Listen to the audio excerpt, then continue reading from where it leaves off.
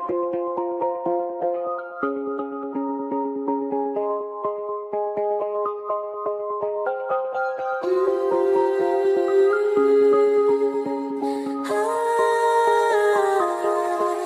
ba lô mà đi thật xa đến nơi phía cuối con đường, không lo ngày mai bao khó khăn ta bước qua dẫu cuộc đời này rộng bao la, ngày mai sẽ tốt thôi mà. Bao mây mù giăng sao nếu chân ta bước, xách ba lô mà đi thật xa đến nơi phía cuối con đường, không lo ngày mai bao khó khăn ta bước qua cuộc đời này rộng bao la, ngày mai sẽ tốt thôi mà. Bao mây mù giăng sao nếu chân ta bước xa trên con đường.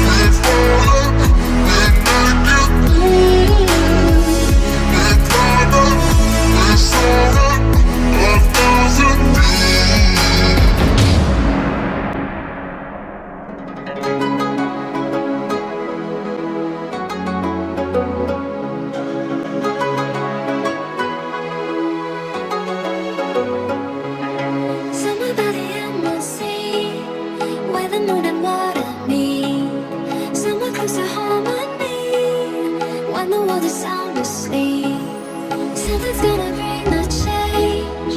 Journeys we are meant to take. Something at the edge of space, calling us to fly away. Don't you be afraid, everything will change. You and I, jumping off the edge. They say dreamers never die, so come and fly, come and fly, come and fly away with me.